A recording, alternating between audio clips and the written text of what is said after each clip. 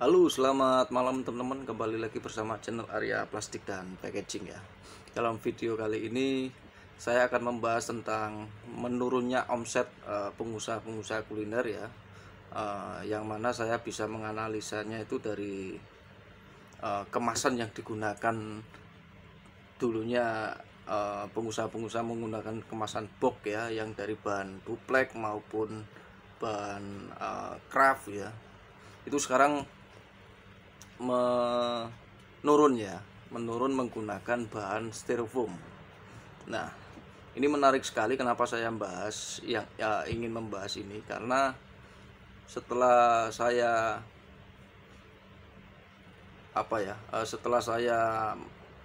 nyemplung ke kasarannya seperti itu ya, nyemplung ya, atau terjun langsung di dunia kemasan ya. Sebelum saya membuka usaha yang saya jalankan ini kan, saya juga dulu pernah ikut orang ya. Nah, itu kalau saya boleh mengatakan pada saat akhir tahun, di bulan antara Oktober dan November itu omset, ini kita bicara mengenai distributor. Ini saya ceritakan dulu mengenai distributor yang berkaitan dengan plastik ya, ataupun kemasan makanan maksud saya. Nah, pada saat bulan Oktober November itu, kalau saya flashback ke belakang, kemasan box ini akan menurun omsetnya ya teman-teman. Pada bulan Oktober dan November itu saya masih teringat ya, waktu saya dulu ikut perusahaan orang, kira-kira berjalan sekitar 3 tahunan, kalau nggak salah itu 3 tahunan ya, berjalan sekitar 3 tahunan. 2 tahun yang lalu saya kerjakan ikut orang ya teman-teman, kurang lebih kurang lebih 2 tahunan itu saya ikut orang. Dan untuk saat ini saya sudah free ya, dalam arti free, udah jalan sendiri. Tapi sebelumnya memang saya kan pada saat waktu ikut orang kan, saya juga mengikuti terus ya produk-produk yang di luar dari produk yang saya jual ya. Maksudnya gini, saya kan dulu ikut orang nih, produknya itu produk AB ya, misalkan gitu, AB. Lalu saya juga memperhatikan atau menganalisa tentang produk-produk yang ada kaitannya dengan kemasan ya, kemasan makanan dan minuman ya. Itu saya melihat produk C, D, dan Z ya. Nah, itu saya pelajari semua teman-teman. Jadi kalau saya boleh tarik ke belakang lagi mengenai dunia kemasan ya, itu omsetnya pada akhir tahun di bulan Oktober dan November itu selalu menurun ya. Kenapa seperti itu? Ini kita ngomong sebelum pandemi ya, kita bicara menurunnya sebelum pandemi, lalu setelah pandemi ya. Jadi biar ada pembeda di situ. Sebelum pandemi, yang waktu saya dulu ikut perusahaan orang ya, maksud saya itu kelihatan sekali ya teman-teman. Salah satunya mungkin kalau saya telusuri lebih jauh, itu faktor daripada satu, boleh saya katakan masa pergantian tahun ya. Orang-orang pada keep dulu ya uangnya untuk acara-acara yang akan digunakan pada saat akhir tahun dan Natal. Itu biasanya di bulan Oktober sama November itu perusahaan-perusahaan distributor kadang omsetnya turun. Nah, itu sebelum pandemi ya teman-teman, itu sebelum pandemi. Jadi kalau kita melihat ke depan setelah pandemi ini malah lebih berhentinya ini berbeda teman-teman. Dalam arti gini, kalau dulu sebelum pandemi pada bulan Oktober dan November itu kemasannya tetap ya, maksudnya gini, omset perusahaan itu turun, tapi kemasan yang dipakai oleh pengusaha-pengusaha kuliner itu masih tetap menggunakan box dengan kualitas bahan sama ya yang digunakan ya. Dalam arti gini, dulu misalkan ini saya ambil contoh lah, ambil contoh ini lah. Saya ambil contoh ini ya. Ini orang yang mempunyai usaha kuliner ya, orang yang mempunyai usaha kuliner sebelum pandemi, misalkan dia menggunakan box seperti ini. Pada saat bulan Oktober sama November, dia permintaan ordernya ke kita itu menurun ya teman-teman. Dalam arti biasanya kadang 2 minggu sekali order, bahkan 3 minggu 3 minggu sekali order, ataupun bahkan nggak sampai 2 minggu 3 minggu, 1 minggu pun kadang order. Nah, kita kenapa seperti itu? Kita sampai menganalisa lebih jauh ya. Saya coba menganalisa ini kenapa kok setiap tahun ya, setiap tahun saya waktu dulu ikut orang di bulan Oktober, November itu omset selalu menurun. Kalau saya boleh cermati ya itu tadi salah satunya faktor daya beli masyarakat turun ya teman-teman di bulan Oktober sama November. Itu mungkin karena faktor yaitu tadi boleh saya katakan ini kan masih tahap yang dulu itu sebelum pandemi ya. Itu kan orang-orang setiap kali hari Natal kemudian tahun baru mereka kan menyimpan uangnya dulu untuk acara di hari hanya ya. Seperti tahun baru itu kan mesti selalu menyimpan dananya dulu di bulan 2 bulan ini supaya terkumpul, nanti ketika sudah terkumpul biasanya menjalankan acaranya tadi ya teman-teman. Jadi ini kita bicara masalah kemasan yang sebelum pandemi ya.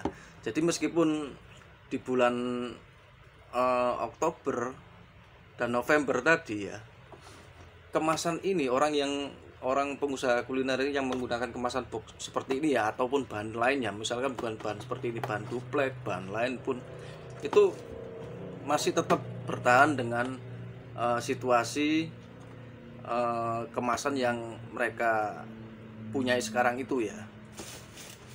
Jadi berbeda dengan setelah pandemi teman-teman. Ini di bulan ini sekarang ini saya bicara di bulan November tahun 2021 ya. Ini gila sekali ya teman-teman. Kalau saya perhatikan banyak pengusaha kuliner itu benar-benar memangkas untuk biaya kemasannya ya. Jadi yang dulunya memakai kemasan box dari bahan kertas, sekarang udah menggunakan bahan styrofoam teman-teman. Ini saya lihat, waduh, kok apa ya?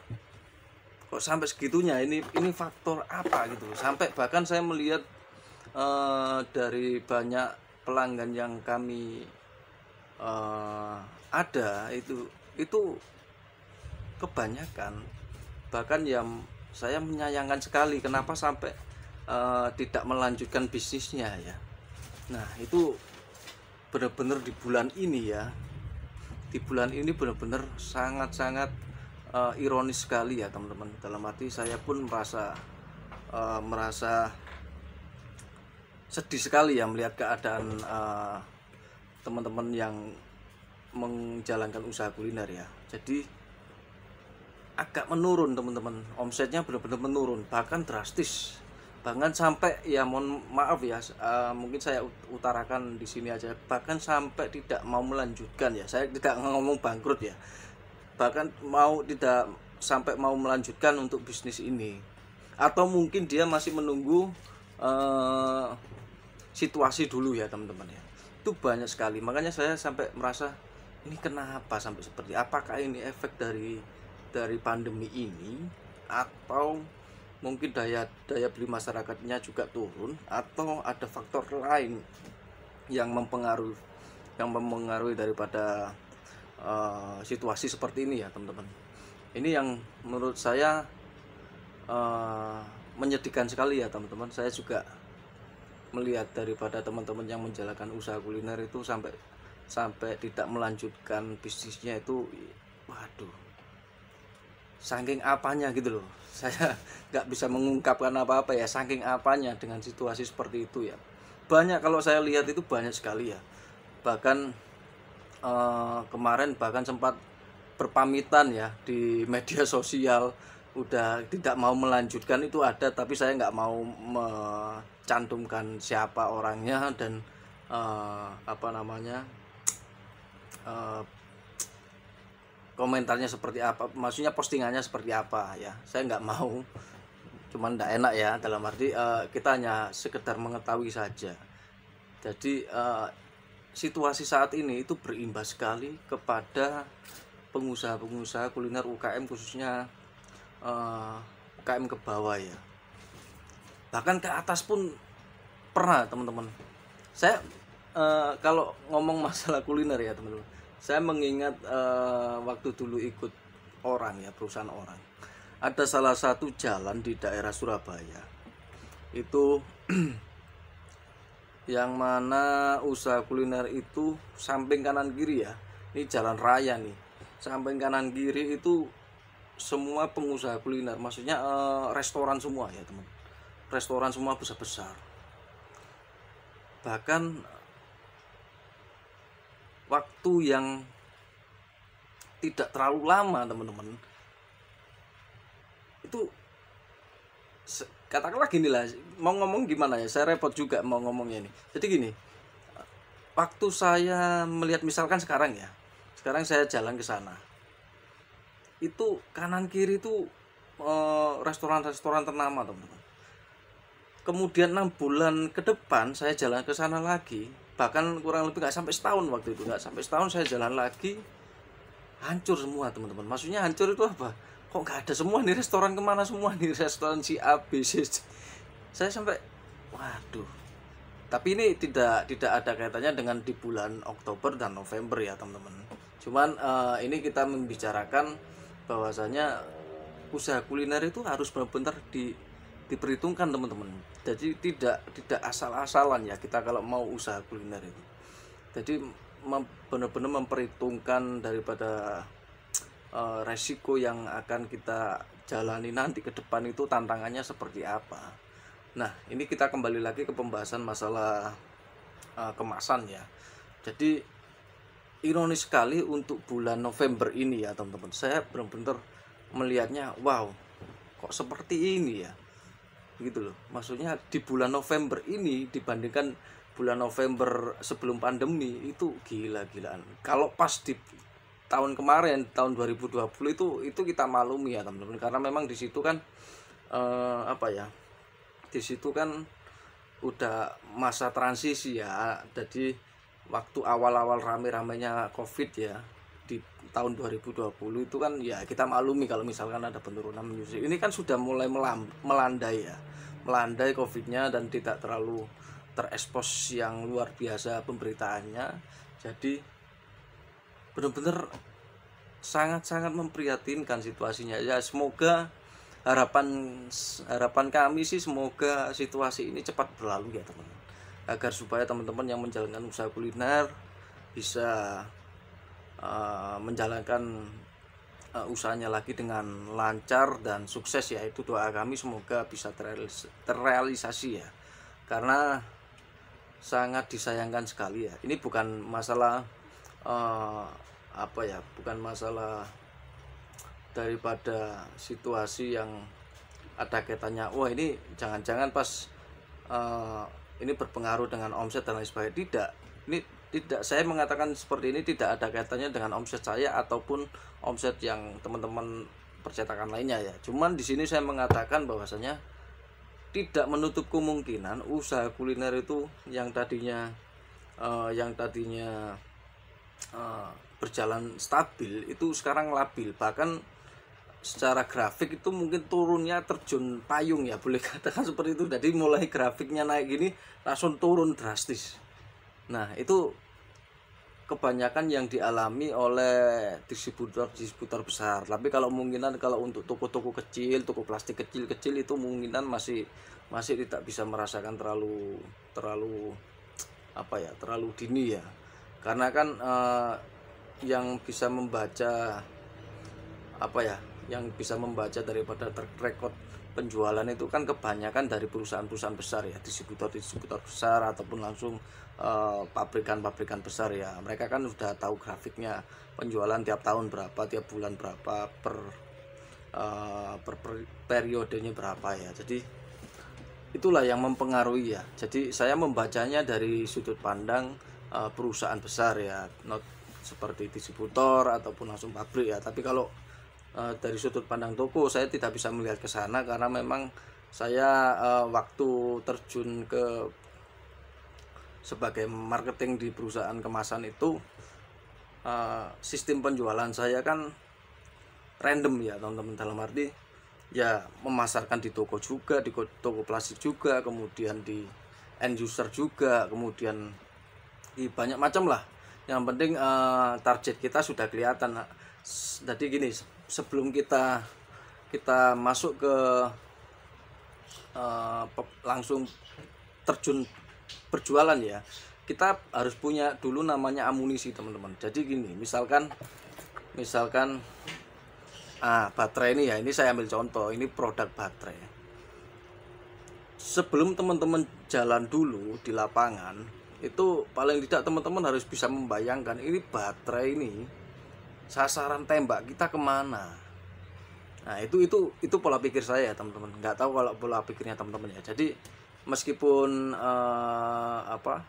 meskipun teman-teman juga masih belum mengerti ya apa yang saya maksudkan seperti ini. Jadi di sini saya sekalian edukasi sama teman-teman bahwasanya seorang marketing itu harus tahu sasaran tembaknya mana. Maksudnya target marketnya mana. Ya, itu terpenting sekali teman-teman. Kalau kita berjualan produk tapi tidak tahu target marketnya itu siapa, itu mati konyol namanya ya.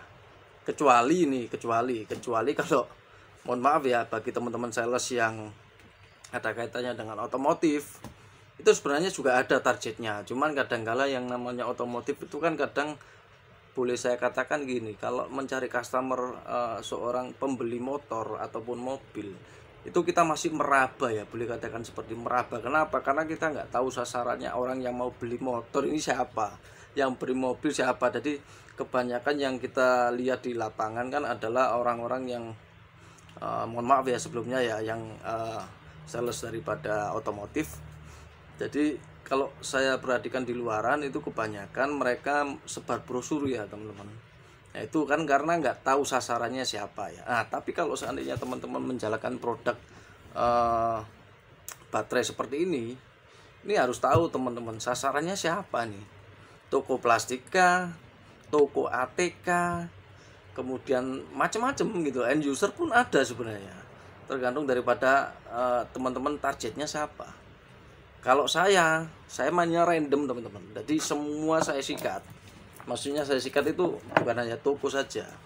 Karena kita kalau mengandalkan omset di toko ya, itu tidak bisa dapat lebih ya. Maksudnya gini, ya kalau mungkin dari segi prosedural daripada perusahaan, misalkan teman-teman kerja di perusahaan kan ada namanya bagian-bagiannya ya, bagian retail sendiri, kemudian bagian distributor sendiri, kemudian bagian ya macam-macam lah. Di situ kan ada pembagian wilayah dan lain sebagainya ya.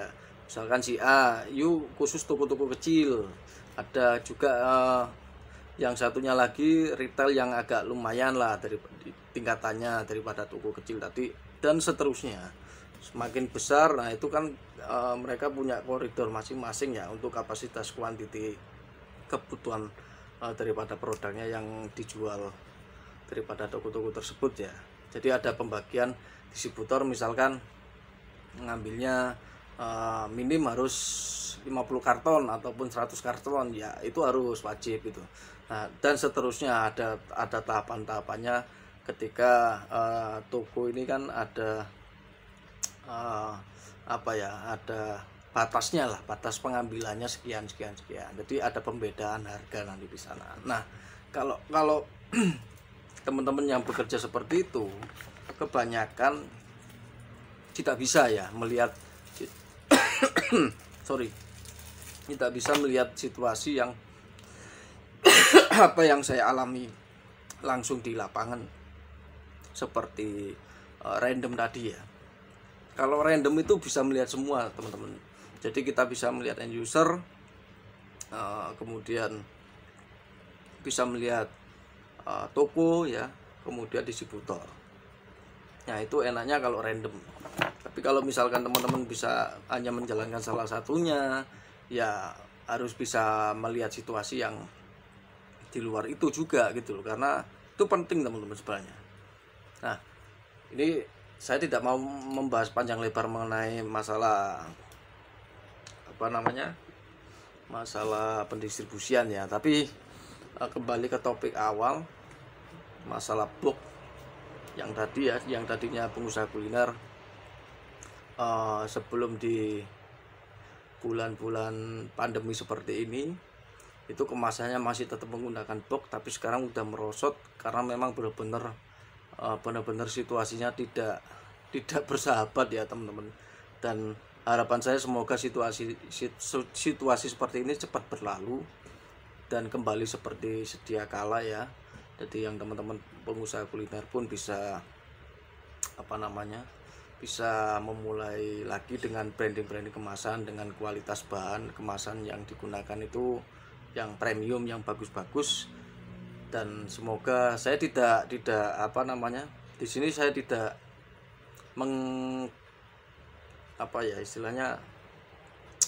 mendiskreditkan daripada produk-produk tertentu ya, tapi untuk produk yang saya katakan ini, yang saya maksudkan dalam pembicaraan saya ini adalah untuk mengenai situasinya ya. Maksudnya gini, ketika yang dulunya orang memakai box dengan bahan ini sekarang sudah beralih ke bahan ini ya. Maksudnya ini tuh yang dulunya pakai box dengan bahan duplex dan lain sebagainya, ivory dan lain sebagainya, sekarang turun memakai bahan styrofoam ya. Nah itu salah satu bentuk daripada benar-benar ini omset yang dipengaruhi daripada penjualan pengusaha-pengusaha kuliner ini ya. Dalam arti penurunan ini memang berpengaruh ya, karena memang kita tarik dari benang merahnya ya, orang kuliner pasti kaitannya dengan kemasan gitu loh. Dalam arti ya kalau kemasan turun omsetnya ya pasti orang kuliner juga turun juga daya beli masyarakatnya untuk membeli produk yang dijual daripada teman-teman kuliner ya. Jadi itulah tantangan yang memang perlu dibuat pelajaran ya. Yang penting teman-teman gini, satu, jika ingin menjalankan sesuatu ya, mungkin apa yang saya katakan ini pernah saya katakan pada saat video-video yang sebelum video ini ya. Jadi apa yang saya sampaikan ini suatu hal yang penting sekali teman-teman. Jadi ketika kita mempunyai usaha sendiri, itu kita harus benar-benar fokus pada satu titik itu ya teman-teman. Dalam arti kita ya tidak sampai lari lah di luar bidang daripada yang teman-teman jalankan, dan juga teman-teman harus bisa menganalisa lebih jauh bagaimana nanti ini kedepannya ini nanti seperti apa nih. Kalau ada masalah-masalah yang seperti ini di bulan November ini seperti apa kita melangkahnya. Misalkan teman-teman mencoba untuk berkreasi ya dengan produk menu-menu baru dan lain sebagainya ya, itu mungkin strategi yang bisa dijalankan. Tapi pada intinya saya tidak begitu mengetahui pasti ya tentang strategi daripada pengusaha kuliner ya. Tapi paling tidak di sini harus bisa kita mengerti nih, kalau kita usaha seperti ini resikonya seperti apa, nanti ke depan seperti apa. Ada pasang surutnya kan, pasti namanya usaha, apapun usahanya itu pasti ada namanya pasang surut ya teman-teman. Jadi kita memang harus benar-benar siap, mental itu yang paling utama. Kalau kita tidak siap mental, misalkan siap mental terus nggak siap modal gimana mas? Nah itu perlu perlu dikuatkan juga teman-teman. Sebenarnya intinya ke mental sih sebenarnya.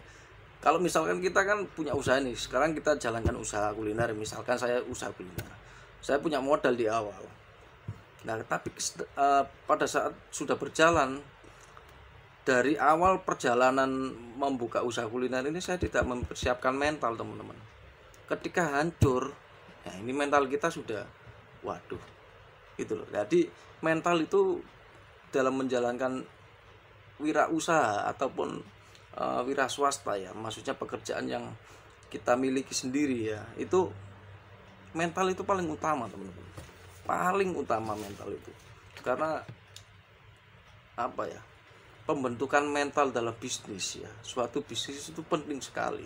Kalau kita tidak kuat mental, ya namanya orang sukses itu pasti ada prosesnya ya, teman-teman. Dalam arti ketika kita menjalankan suatu bisnis, tidak ada yang namanya bisnis instan ya. Tidak ada, pasti semua melalui proses. Nah, kalau dalam proses ini tadi kita nggak siapkan mental yang kuat, itu pasti akan down gitu loh. Banyak sekali yang saya ulangi lagi perkataan ini, padahal dalam video yang kemarin-kemarin saya buat, saya sudah mengutarakan bahwasanya kalau kita mempunyai suatu usaha, benar-benar harus kuatkan dulu mentalnya, teman-teman. Karena kita kan tidak tahu masalah rintangan ke depan ini seperti apa. Betul. Rintangan yang ada di depan mata kita nanti seperti apa. Ada yang namanya kerikil kecil, ada yang namanya batu besar, macam-macam masalahnya ya. Jadi kita harus benar-benar siapkan mental. Kita harus benar-benar memutar otak ya, untuk mengatur strategi dalam bisnis kita agar supaya masih bisa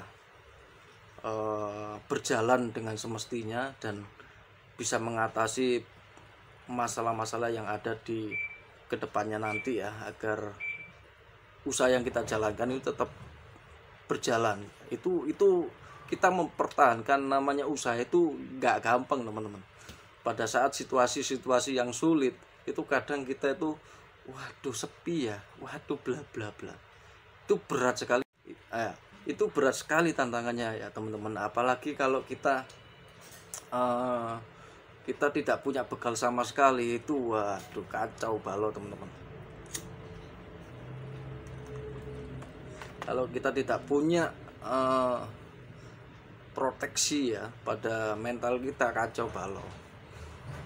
Tapi kita tidak menutup kemungkinan apa yang saya sampaikan ini gini, semua proses yang ada terjadi pada pengusaha-pengusaha yang sudah sukses ya, mereka benar-benar pantang menyerah, teman-teman ya.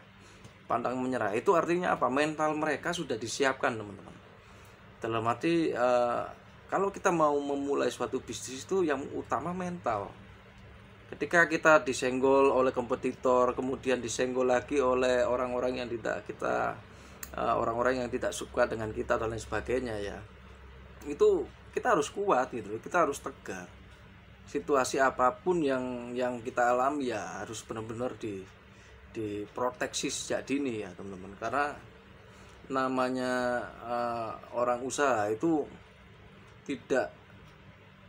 tidak semudah orang pekerja ya, atau seorang karyawan. Kalau seorang karyawan ya itu tadi terimanya gampang, bulan depan gajian, udah nggak usah mikir-mikir seperti ini ya. Itu orang-orang pekerja seperti itu. Kalau kita ngobrol dengan apa ya, dengan orang-orang pebisnis ya, dengan orang-orang pebisnis pasti mereka akan curhat juga, sama curhat, teman-teman, situasinya ya. Seperti ini. Bahkan pola pikir kita semakin di-upgrade ya, kalau kita berbicara dengan orang-orang yang mempunyai jiwa bisnis ya. Bahkan ada juga orang karyawan itu mereka sebenarnya punya jiwa bisnis yang kuat ya. Orang-orang pekerja itu banyak sekali, mereka ingin keluar dari perusahaan, ingin membuka usaha itu banyak, cuman tinggal ketemu kliknya saja gitu loh. Mereka masih belum ketemu kliknya, tapi kalau sudah ketemu klik, nah itu baru sudah apa ya, sudah kekeh ya, maksudnya sudah siap mentalnya gitu. Yang penting asalkan yang penting teman-teman bisa ketemu dengan orang-orang yang berjiwa bisnis ya. Tapi kalau ketemu dengan orang-orang yang tidak berjiwa bisnis, tidak ada solusi ya, teman-teman ya. Jadi di sini saya memberikan motivasi terhadap teman-teman juga ya, yang ingin memulai bisnis ya. Nah, saya tidak ingin membahas lebih jauh tentang motivasi lagi, tapi kembali lagi ke topik lagi ya teman-teman. Jadi di bulan November ini yaitu tadi ya, harapan kami semoga di bulan Desember dan tahun depan itu semoga bisa kembali seperti semula ya teman-teman. Jadi teman-teman yang mempunyai usaha kuliner bisa menjalankan usaha bisnis kulinernya dengan baik dan lancar ya, tidak terjadi situasi yang seperti ini ya. Ini memang di bulan November tahun ini ya, memang situasinya boleh dikatakan buruk sekali ya untuk daya beli masyarakat ya. Yang kalau saya perhatikan ini di bulan November ini yang paling banyak orang jualan itu di bidang jualan beras ya, itu yang beras kemudian jualan ikan ya, itu bisnis-bisnis seperti itu yang jalan. Kalau untuk kulinernya langsung ya, misalkan orang jualan makanan dan sebagainya itu agak menurun ya omsetnya, bahkan minuman pun sama. Kalau misalkan orang yang baru merintis itu mereka tidak bisa diprediksi dulu. Ini yang saya katakan adalah orang-orang yang sudah menjalankan lebih dari 6 bulan ya. Kenapa saya mengatakan, saya menganalisanya orang pebisnis kuliner yang sudah menjalankan bisnisnya selama 6 bulan. Tapi kalau seandainya 5 bulan, 6 bulan ke bawah, saya tidak bisa memprediksi karena mereka masih melalui tahap prosesnya dulu nih di bulan-bulan 6 bulan ke bawah ya. Tapi kalau udah menjalankan 6 bulan ke depan, misalkan bulan ke-6, ke-7, ke-8, ke-9 itu kita bisa mengetahui. Kan dari tiap bulan ini kan bisa diketahui ya omsetnya tiap harinya berapa. Di situ kan nanti bisa dikalkulasi ya. Nah, di perolehan daripada penjualan di bulan ini sekian nih. Nah, ini kalau seandainya teman-teman ada manajemen seperti itu, tapi kalau tidak ada manajemen ya tidak akan bisa mengetahui ya teman-teman. Oke, baik ya teman-teman. Dalam video kali ini saya akhiri sampai di sini ya teman-teman. Semoga video ini bermanfaat dan bisa memotivasi teman-teman yang menjalankan bisnis kuliner ya. Semoga di bulan ini situasi yang ada sekarang ini bisa berlalu dan bisa kembali seperti sedia kala yang teman-teman kuliner harapkan ya. Dalam arti daya beli masyarakat terhadap bisnis kuliner ini benar-benar kembali seperti sedia kala ya, dan bisnisnya bisa lancar kembali seperti sedia kala. Saya doakan semoga bisa mengatasi situasi dan kondisi saat ini, bisa bertahan ya teman-teman. Semoga itu harapan kami dan tetap bisa jalan seperti sedia kalanya dan sukses selalu di bidang bisnis kulinernya. Baik, itu aja teman-teman dari kami. Jika ada kata-kata kami yang kurang berkenan dan ada kata-kata yang kurang ya, saya mohon maaf yang sebesar-besarnya. Semoga video ini bermanfaat dan bisa membangkitkan motivasi daripada teman-teman yang menjalankan bisnis di bidang kuliner, makanan maupun minuman ya teman-teman. Baik, itu aja. Terima kasih. Wassalamualaikum warahmatullahi wabarakatuh.